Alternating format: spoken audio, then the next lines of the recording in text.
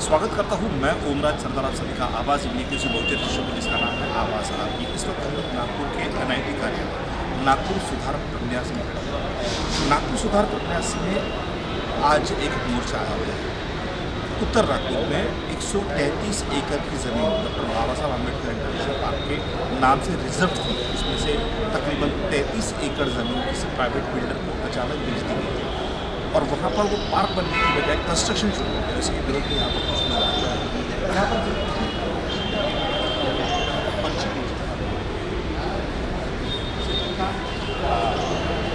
क्या मायना है 133 एकड़ की ज़मीन कैसे बेची गई, कैसे पता चला, कब पता चला, क्या हुआ, ये सारी बातें से पता चला। आइए सर, आप सब लोग ये टीडीआर घोटाले की पर्ची ले रहे हैं। ये टीडीआर घोटाला है और NIT में आज पहली बार आंदोलन हुआ। इसकी चीज के लिए हाँ, मैं व्यक्तिका शायर डॉक्टर बाबा साहब अम्बेडकर पार्क राष्ट्रीय पार्क समिति का संयोजक हूँ और उसके बनते भी अध्यक्ष हैं। मैं यह पार्क के लिए 23 सालों से संघर्ष कर रहा हूँ कि यह पार्क करना चाहिए। यह जो जमीन है 2011 में 130 एकड़ जमीन पार्क के राष्ट्रीय पार्क के लिए आरक्षित की गई है। ये कब आरक्षित हुआ? ये 2001 में उसको आरक्षित की गई थी और इसमें 2013 में इसके लिए के टेंडर निकाला था। मनु कुमार श्रीवास्तव सभापति थे। इसमें पॉलिटिकल गार्डन, जियोलॉजिकल गार्डन, जू, चिड़ियाघर, वाटर पार्क और उसके बाद अमेजमेंट पार्क, दुनिया भर की एक राष्ट्रीय पार्क बनने वाला है। और उसमें 20 एकड़ में समाज भवन, जैसे आपने वो देखा होगा आनंद सागर, बच्चों के लिए हॉस्टल रहने की बड़ी व्यवस्था होने वाली थी और इसमें हजारों लोगों को काम मिलने वाला था, रोजगार मिलने वाला था। और एक नेशनल पार्क बनने से पूरे संसार के लोग इस पार्क को देखने के लिए आते थे और वह नागपुर की नहीं, नागपुर की शान बनती थी, भारत की शान बनती थी। परंतु उस समय टेंडर हो गया था, परंतु उस समय उसके विश्वस्त थे 2008 में कृष्णा खोपड़े और सुधाकर कोले और अपना दीनानाथ पडोले, इन्होंने इसका विरोध किया। बड़े पैमाने पे यानी करोड़ों रुपए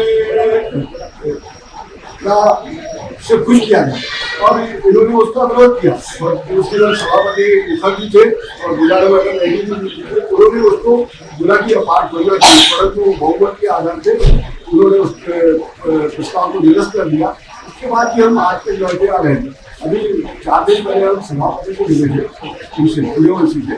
इसके पहले मैं 22/5/22 के 2022 को इनसे मिला तो बोला साहब यहाँ पर पार्क बनाना चाहिए, तो उन्होंने बोला यहाँ पर पार्क बनी है।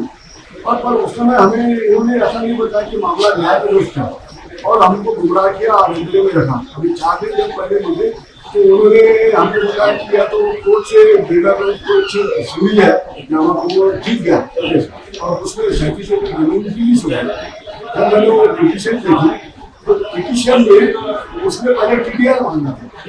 TDR यानी ट्रांसफर डेवलपमेंट टाइप, और उसमें कोई भी एक पैसा NIT का नहीं लग रहा था। उसके साथ कागज देना पड़ता है। TDR जैसे कोई बिल्डिंग बनाता है, TDR के आधार पर उसको 2-4 फ्लोर इसको वोट कर सकता है। उसको पैसे मिलते हैं। जब NIT का एक पैसा नहीं लग रहा था, TDR देना था, उन्होंने TDR देने से मना कर दिया। इसका मतलब यह है कि ये जो भी है जो सरकत है, इन्होंने बड़े पैमाने पे उगाई की है और कम से कम हमें लगता है इसमें 50-60 खोखे की उगाई की है और इसकी भी हम चाहते हैं कि पूरी से जांच होना चाहिए। और आज हम ये इसलिए बैठे हैं कि अभी 7 तारीख के पहले हम पिटीशन भी दाखिल कर सकते हैं। पिटीशन दाखिल होना चाहिए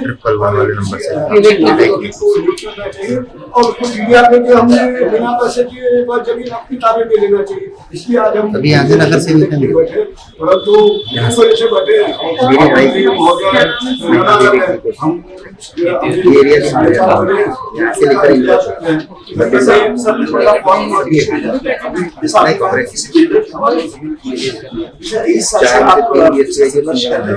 वो जमीन नेशनल पार्क में रिजर्व की गई।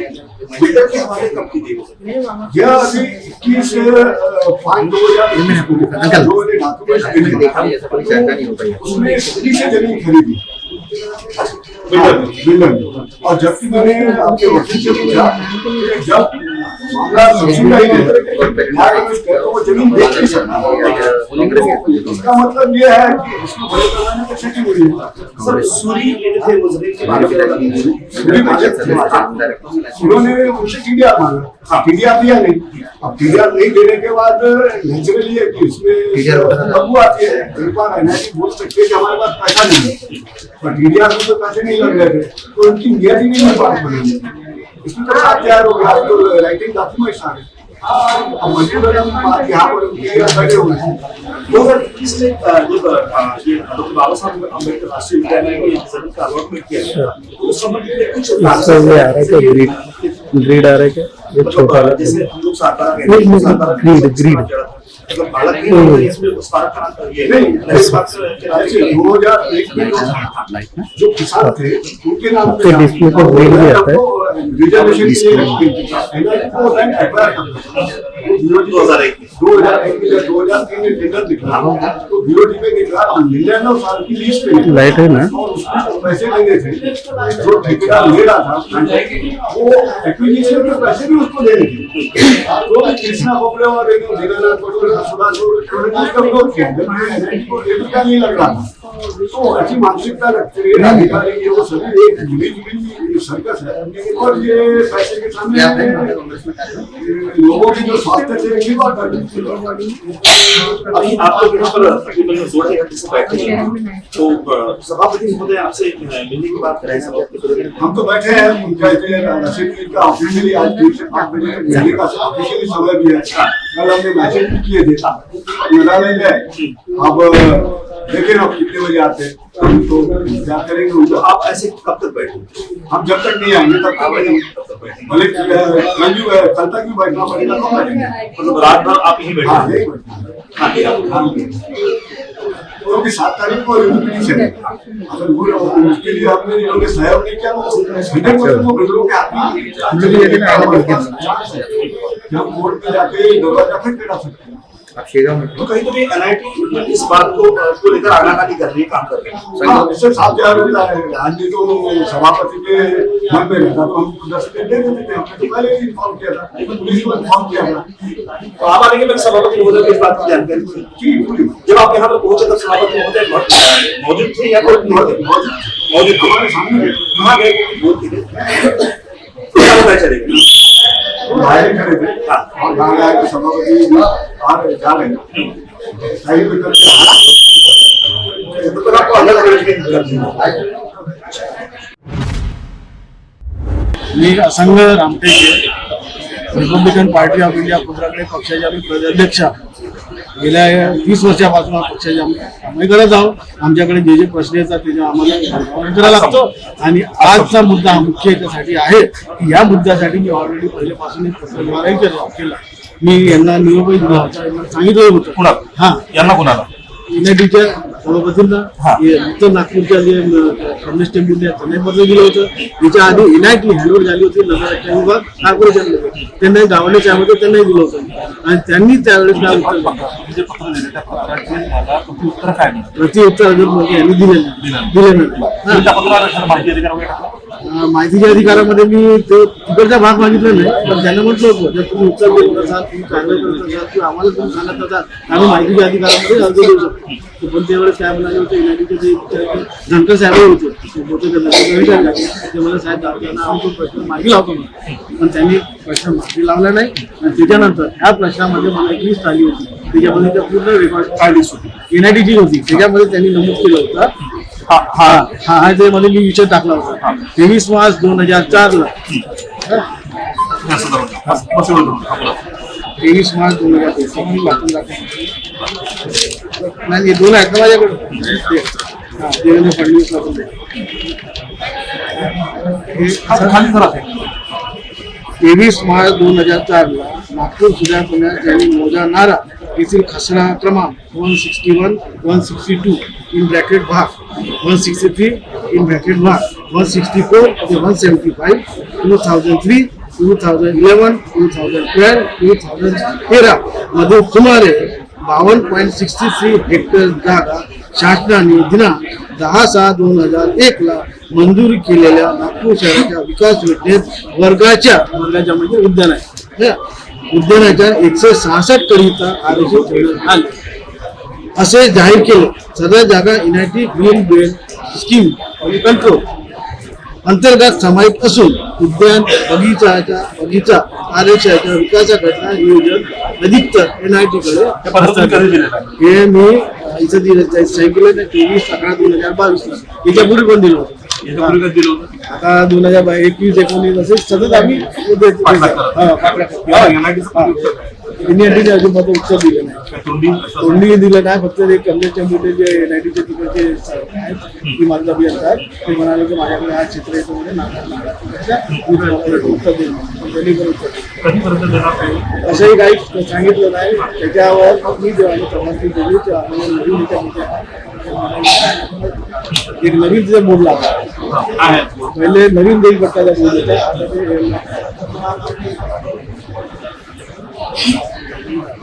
काय बोर्ड आहे एका याच्या नाव लिहिलं आहे कंपनीचं नाव आहे कॉन्ट्रॅक्टरचं. साधारणतः किती एकर जागा दिली आहे? त्याच्यामध्ये 27.40 एकर जागेच्या मालकाला आरक्षित जागा 3/7/2003 रोजी खरेदी सूचना असे पत्राद्वारे एनआयटीने सूचित. मात्र आरक्षण खाली भूखंड जागेत डॉक्टर उद्यान केलं आलं असता संबंधित मालकाला एनआयटी कसे देणार तर 52.60 जागा खाजगी विकास प्रायव्हेट डेव्हलपमेंट एजन्सी वर्गाच्या वनस्पती प्राणी संग्रहालय जे आहे हा त्याच्यामध्ये हे केलं होतं. आणि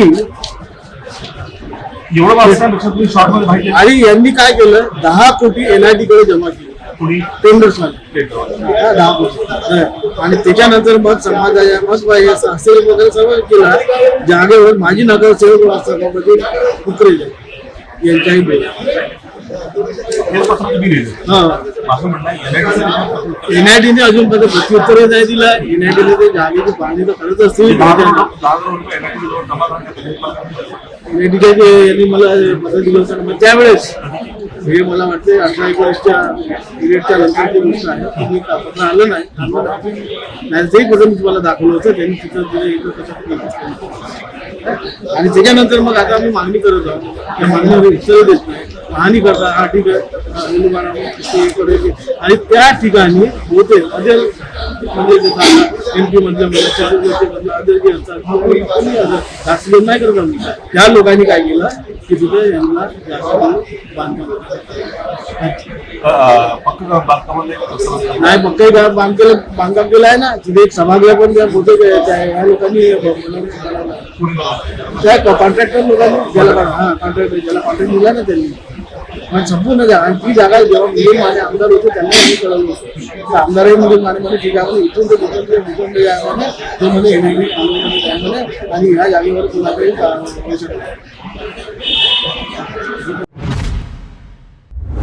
मैं दिलीप जायसवाल प्रधान जनशक्ति बच्चों का छोटा सा कार्य करूँगा कि जहाँ जहाँ पब्लिक के ऊपर विशेषतः बाबा साहब अम्बेडकर का लोग जय हिंद नारे बहुत लगा लेकिन उनके नाम की आरक्षित जमीन ये हड़पने का प्रयास चल रहा है. ये नहीं. कानून ये कहता है कि अगर कोई जमीन शौचालय की भी आरक्षित है तो आरक्षण हटता नहीं. तो बाबा साहब की जमीन नाम का आरक्षित ये हुक्मरान की मतलब दिखाने के दांत अलग और खाने के दांत अलग. फिर लोकतंत्र कैसे बचे? एक बिल्डर बहुत बड़ा बिल्डर बनते जाएगा हमको रोटी नहीं मिलती और बाबा साहब से नाम से खिलवाड़ करोगे बर्दाश्त बशर्ते आग लगा देंगे. अब हम रुकने वाले नहीं.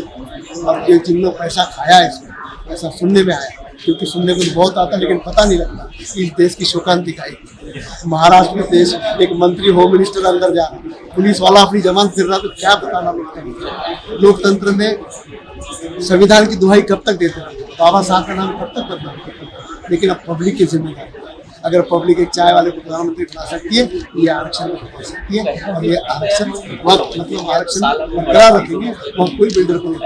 लेकिन अब हाल की स्थिति ऐसी है कि जैसे हम लोगों ने यहाँ पे बातचीत की तो लोगों का कहना ये था कि बिल्डर ने तो ऑलरेडी वहाँ पर काम शुरू कर दिया है. अब वो कैसे उसके लिए आप लोग क्या करना है? उसके लिए स्टे लेंगे ना कोर्ट में हाईकोर्ट में जाएंगे सुप्रीम कोर्ट में जाएंगे. संसद में अभी तो नया विषय चल रहा है कि पब्लिक की बातें संसद सुनेंगे. अभी 2-3 दिन से पेपर में चल रहा है तो हम वहाँ तक पहुँचाएंगे. और जब संसद बहरी हो जाएंगी तो हम कान खोल देंगे, सुन के आपको लाएंगे, लगता है हम कि अपनी संसद- सरकार लाएंगे। आपको लगता है कि संसद में बिल्कुल बातें सुनी जाती है? अरे नहीं सुनेगी तो हम बाध्य करेंगे उनको सुनने के लिए। पब्लिक की ताकत है, लोकतंत्र की मजबूती है, लोकतंत्र की खूबसूरती है कि पब्लिक की ताकत सुनने को होगा। आज जो बाइडेन के घर पे छापा पड़ सकता है, लेकिन यहाँ तो किसी अधिकारी को सुनते हैं जमाने के घोटाले वैसा पड़ेंगे, ये नहीं चलेगा। हम लोग काफी देर से यहाँ पर बैठे हुए थे, सभापति महोदय काफी समय बाद आए। सभापति महोदय मगरूर है, वो बेवकूफ समझते हैं, लेकिन ये जनता जनार्दन है। अभी सुप्रीम कोर्ट ने ऑर्डर दिया है कि IAS IPS भी सरकार के नौकर, ये मालिक नहीं हम। ये अगर बेवकूफ बनाएंगे तो फिर हम अपनी बेवकूफी आएंगे, नीचे बैठना मुश्किल है। ये ऑफिस इनके बैठने के लिए नहीं, पब्लिक की सेवा देने के लिए और भागने के लिए नहीं। भागता कौन है? या तो जो गलत करता है वो, जो ईमानदार रहता है, सच्चा आदमी सामना करता है। ये पब्लिक को दबाने का प्रयास ना करो। IAS IPS हमने बहुत समझे कि नहीं, लेकिन जिस दिन पब्लिक अपने वाली पे आ जाएगी, कई क्रांतियां होंगी। चाहे रशिया की क्रांति है, भारत में तो ऐसी हो गया। आज 30 जनवरी भी है, गांधी क्या बोलते होंगे जाके ऊपर, इस तरह करो। हाँ, एक आदमी वकालत छोड़ के पंचे पे आ गया, पंचे वाले बंगले और करोड़ों की बात करना, कहाँ से आएगा? सत्ता आते ही इतनी मगरू यार, ये क्या सच्चाई दिख नहीं लोग? फिर दुनिया को बोलते करप्ट, ये कौन सच? इनकी जांच नहीं होनी चाहिए। ईडी सीडी बाकी दूसरे क्यों, इनकी क्यों नहीं? सबकी हो जाए। जब परीक्षा होनी तो साला सबका ही पर देख लो, मेरी जांच पहले बेटा। चेयरमैन ने हमें मना किए साफ कि मैं रिव्यू पिटीशन नहीं डालूंगा, क्योंकि TDR ऐसा आइटम है, ट्रांसफर डेवलपमेंट राइट, यानी उसके लिए एक सिर्फ NIT को कागज देना पड़ता है। सूरी को अगर वो TDR का वो कागज देते थे तो वो 37 एकड़ जमीन आज यानी NIT के हवाले रहती थी, परंतु उन्होंने वैसा TDR दिया नहीं। और इनको जब हमने बोला कि आप TDR है, TDR देते तो उसमें आपका कोई पैसा नहीं लग रहा था। ठीक है, आप बोलते हो 130 एकड़ जमीन है और 130 एकड़ जमीन के लिए हमें पैसा लगेगा 300 करोड़ रुपए, पर 37 एकड़ जमीन TDR जब वो मांगने को तैयार है और आप देने को क्यों नहीं तैयार थे? तो इसमें हमें लगता है कम से कम इसमें करीब 100 खोखे का घोटाला हुआ है और इसकी उच्च स्तरीय ED और CBI से जांच होनी चाहिए। और अगर मैंने आज इनको बोला है, फिर भी आप विचार कीजिए। अगर इन्होंने विचार नहीं किए तो हमें मजबूरन इनके खिलाफ आंदोलन करना पड़ेगा। जरूरत पड़ी तो हमें यहाँ पर भूख हड़ताल भी करनी पड़ेगी। और इसमें साफ जाहिर है कि ये अधिकारी बिल्डरों के साथ मिले हुए हैं और ये अधिकारी जितने भी है 60 गांठ है और ये सभी पूरी सर्कस है। यहाँ के जितने भी वकील है, अधिकांश वकील, मैंने इनको ये बोला कि समझ लीजिए आपने वकीलों को 100 केसेस दिए हैं एक साल में NIT के, उसमें से NIT के बाजू में कितने केसेस है उसकी जांच करो। NIT के फेवर में ही नहीं आते, ये सब मिल बांट के खाते हैं और इनके पास करोड़ों अब्जों रुपए की संपत्ति कहां से आई। परंतु ये क्या है, इतने डीड हो चुके हैं। मैं महानगर पालिका में काम कर चुका हूं, पर इन पे कोई असर नहीं पड़ता है। सर, जैसे कि अभी आपने थोड़ी देर पहले कहा कि आपने जब यहाँ पे सभापति महोदय से बात की तो उन्होंने TDR देने से साफ मना कर दिया। हाँ। आप कह रहे हैं कि हम लोग बड़ा आंदोलन करेंगे, अनशन करेंगे। हाँ। क्या इन लोगों पर आपके आंदोलन और अनशन का असर होगा जो साफ तौर पर आपको मना कर रहे हैं? देखिए, अब आप जो बोल रहे हैं सही है, किसानों का इतना बड़ा आंदोलन हुआ था। हाँ, भ्रष्टाचार की दुनिया है, पर इसका मतलब यह नहीं है कि हमने लड़ना छोड़ देना। हम लड़ेंगे तो सही आखिरी तक। लोगों में एक अवेयरनेस, आज नहीं सही कल 50 साल के बाद लोगों में अवेयरनेस आएगी। पर ये जो है भ्रष्टाचार, ये खुलेआम भ्रष्टाचार कर रहे हैं TDR में, जिसमें पैसा नहीं लगना है। ये तो साफ जाहिर है ना। ये कहते हैं कि मेरे कार्यकाल में नहीं हुआ, वो महेशकर मैडम के इसमें हुआ। अरे महेशकर मैडम है तो उसकी जांच करो, उस पर कार्रवाई करो, उसके लिए नोटशीट बना के आगे भेजो। तो ये नहीं बोले 108 के अंदर में चेयरमैन कोई भी कार्रवाई नहीं कर सकता, यानी इसका मतलब कोई भी ये चेयरमैन बैठे खुलेआम भ्रष्टाचार करके जाए तो दूसरा चेयरमैन कुछ भी नहीं कर सकता। ये तो बहुत बड़ी बात हो गई। जबकि रूल के तहत वहां पर कार्रवाई होनी चाहिए थी। कार्रवाई होनी चाहिए। इन्होंने जब कोर्ट में पिटीशन दाखिल थी तो उसमें ये बोल सकते थे, इनके 2 साल के अंतर्गत आ रही है तो ये कोर्ट में बोल सकते थे हम TDR देने को तैयार है। तो आज हमारी 37 एकड़ जमीन हमारे हाथ में रहती थी। अच्छा, हमने बोला आप रिव्यू पिटीशन डालो, किसी अच्छे विद्वान वकील को बोलो, नहीं बोले मैं रिव्यू पिटीशन नहीं डालूंगा। तो इसका मतलब ये भी कहीं ना कहीं मिले डालने से भी उन्होंने इनकार हाँ, कर दिया। ये कहीं ना कहीं ये भी मिले हुए हैं। हम लोग यहाँ पर एनआईटी में आए हुए थे। जो टीडीआर घोटाला हुआ है उसके बारे में हम आदरणीय चेयरमैन साहब से हमने यहाँ पर बात की, और जो डॉक्टर बाबा साहब अम्बेडकर जो लैंड है 130 एकड़ जो कि रिजर्व है डॉक्टर बाबा साहब अम्बेडकर पार्क के लिए, नेशनल पार्क के लिए, उसी के सिलसिले में उसी से रिलेटेड हम लोग यहाँ पर आए थे। और अभी 7 तारीख लास्ट डेट है उसका पिटीशन डालने के लिए, एक्विजिशन के लिए। तो काफ़ी सारी चीज़ें इसमें हैं। बस हमारी एक ही मतलब निवेदन है, हमारा एक ही पर्पज़ ये है कि जो डॉक्टर बाबा साहब अम्बेडकर के नाम से जो लैंड रिजर्व है उसके ऊपर में एक पार्क बनना चाहिए, क्योंकि एनआईटी ने उसे रिजर्व रखा है और उसमें बहुत सारे प्रोजेक्ट भी है, काफ़ी सारे प्रोजेक्ट उसमें हैं। तो उसी प्रोजेक्ट से रिलेटेड अगर वो चीज़ें वहाँ पर होती है, हमारा मतलब जो मोटो है, जो पर्पज़ है, बस वही है, उसके अलावा कुछ नहीं है।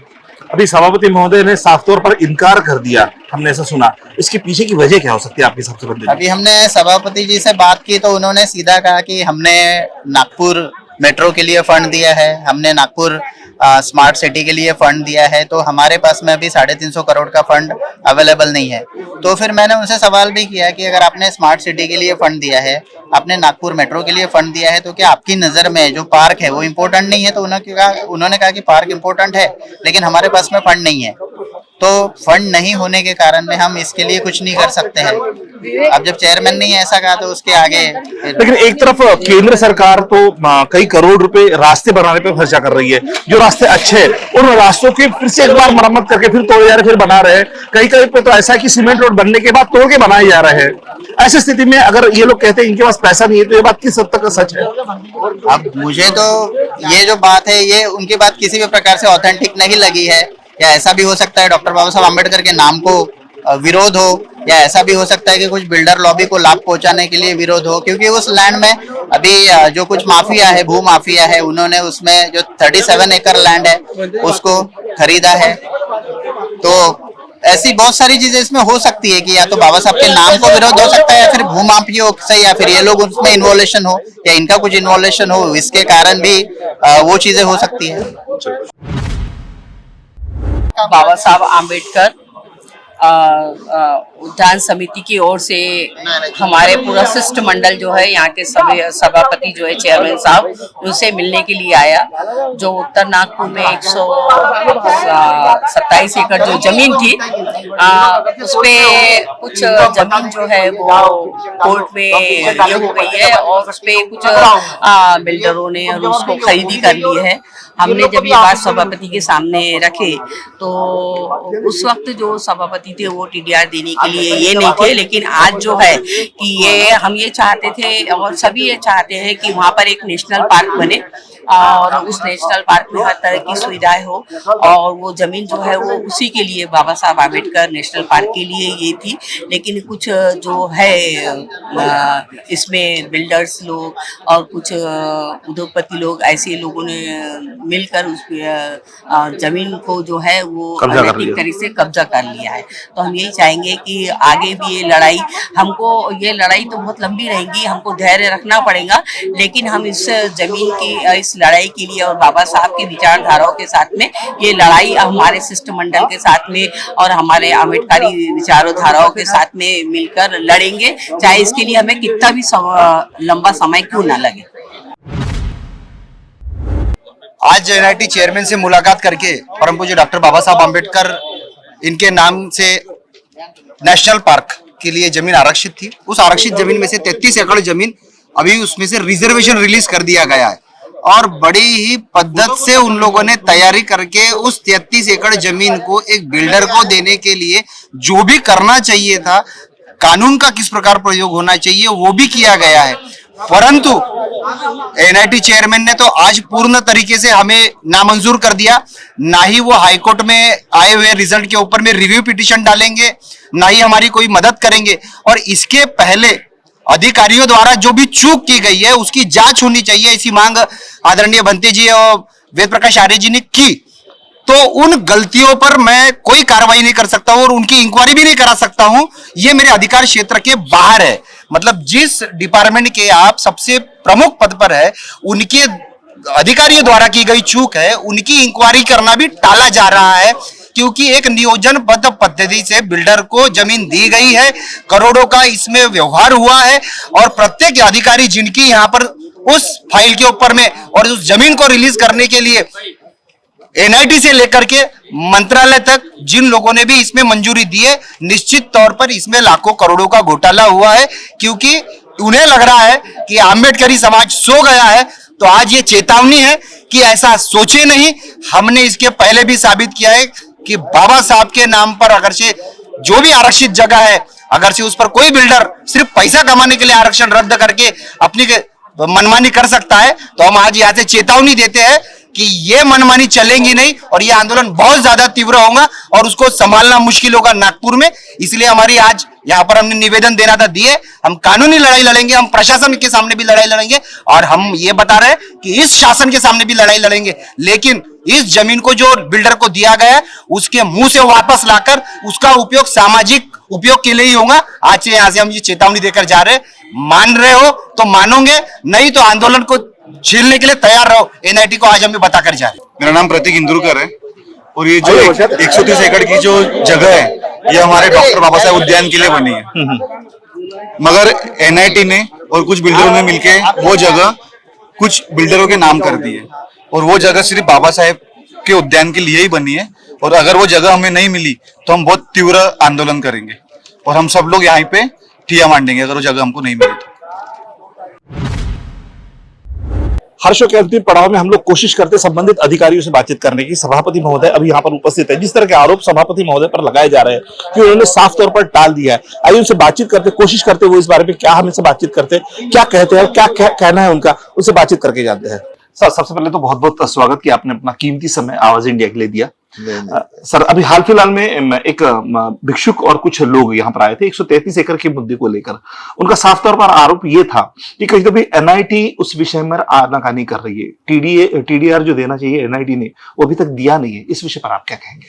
नहीं, इन लोग मेरे को मिले थे। वो जगह जो 130 एकड़ है, हाँ, वो अम्बेडकर पार्क के लिए रिजर्वेशन है। वहां पे अम्बेडकर पार्क बनाने का प्रपोजल 2007 में किया गया था। 2001 से उनके कहने के हिसाब से नहीं, रिजर्व की गई थी। 2007 में उसका एडवर्टाइजमेंट आया था। रिजर्वेशन तो 2001 का ही प्लान है वो।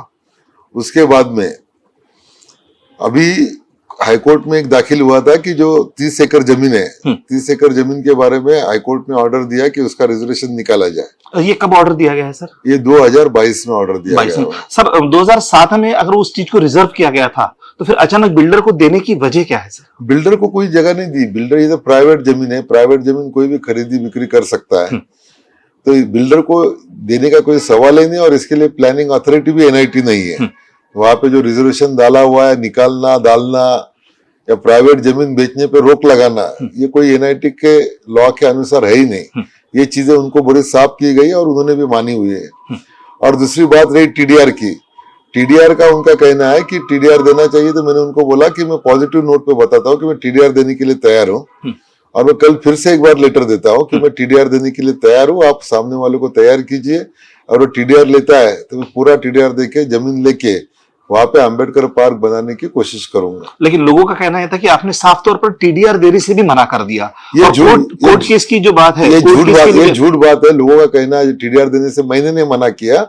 टीडीआर देने का जो है 2018-17 में मना किया गया, ऐसा उनका भी कहना है। आप उन लोगों से भी पूछ सकते हैं कि मेरे तरफ से पूरा पॉजिटिव अप्रोच है। उनका कहना है कि 2017 में कोई रिजेक्ट किया गया, वो फाइल में मुझे लेटर दिखा नहीं, पर मैंने उनको अभी बताया हुआ है कि टीडीआर देने के लिए मैं तैयार हूँ और उसका लेटर भी मैं इश्यू कर सकता हूँ और उनको ये बात भी पता है, आप उनसे कंफर्म कर सकते हो। अच्छा सर, कुछ लोगों का कहना ये भी था कि इसके पहले के यहाँ पर जो मतलब वर्किंग पर्संस थे, उन्होंने कुछ ये किया तो उसके ऊपर कुछ कार्रवाई करने के सिलसिले में जब उन्होंने आपसे बातचीत की तो आपने कहा कि वो मेरे राइट्स में नहीं है, आप सभापति है, आप ऐसा कैसे कह सकते हैं? एनआईटी एक्ट में कलम जो सेक्शन है 108, उसमें साफ तौर पर लिखा गया है कि एक चेयरमैन ने डिसीजन लेने के बाद में दूसरा चेयरमैन उस पे वो ऑर्डर को अगर कैंसिल करना है तो ये पावर गवर्नमेंट को है। नगर विकास मंत्री एनआईटी एक्ट के हिसाब से चेयरमैन का ऑर्डर कैंसिल कर सकते हैं या चालू रख सकते हैं। एक चेयरमैन दूसरे चेयरमैन का ऑर्डर कैंसिल नहीं कर सकता। ये बात उनको बताया भी गया आज।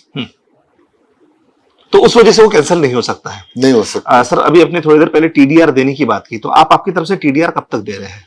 मैं टीडीआर का लेटर दूंगा, सामने वाला टीडीआर लेने के लिए तैयार चाहिए ना। अच्छा, तो मैंने उनको 2 प्रपोजल दिए हुए कि मैं टीडीआर का लेटर दूंगा, टीडीआर अगर लेते हो तो तुरंत जमीन एक्विजिशन करके अंबेडकर पार्क बनाने की योजना शुरू की जाएगी। दूसरा, वेद प्रकाश आर्य जी जो है उन्होंने एक प्रस्ताव दिया हुआ है कि इसके जमीन डेवलप करने के लिए कोई बिल्डर या डेवलपर तैयार है, तो मैंने उनको कहा कि उनको लेके आइए, वो अगर जमीन लेते हैं तो उनको पूरा सहयोग दिया जाएगा। और तीसरा, उनको ये बताया गया कि कोर्ट के बारे में अगर आप नाराज हो, उनका कहना है कि एनआईटी के वकील ने ठीक तरह से अपना साइड नहीं रखा हुआ है, तो उनको ये भी बताया गया है कि ऐसा होगा नहीं, और आप चाहते हो तो इसके बारे में आप कोर्ट में फिर से पीआईएल कर सकते हो, उसमें एनआईटी ये रिजर्वेशन कैंसिल करने के लिए पूरा सहयोग देगा।